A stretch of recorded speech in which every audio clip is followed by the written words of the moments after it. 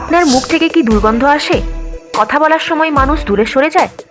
অনেকেই মনে করেন এটা শুধু দাঁতের সমস্যা, কিন্তু সত্যি হলো মুখের দুর্গন্ধ হতে পারে শরীরের ভেতরে রোগের সংকেত।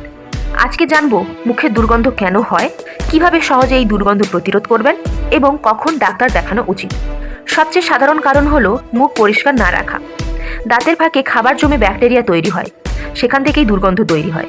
জিভ পরিষ্কার না করলে এবং মাড়ির রোগ থাকলেও এই একই সমস্যা দেখা যায়।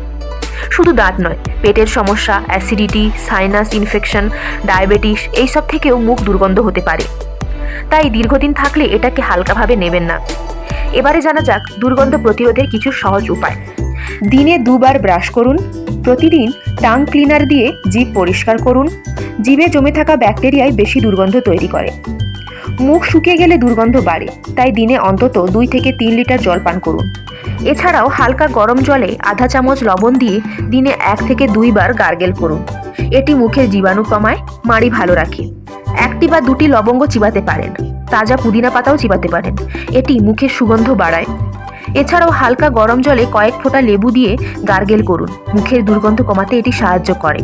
আপেল, গাজর, শসা এইসব ফাইবারযুক্ত খাবার দাঁতের ফাঁক পরিষ্কার রাখতে সাহায্য করে, তাই এগুলো বেশি পরিমাণে খান।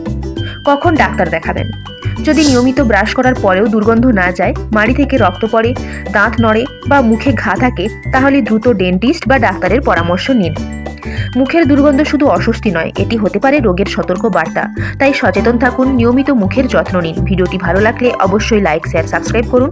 ভালো থাকুন, সুস্থ থাকুন।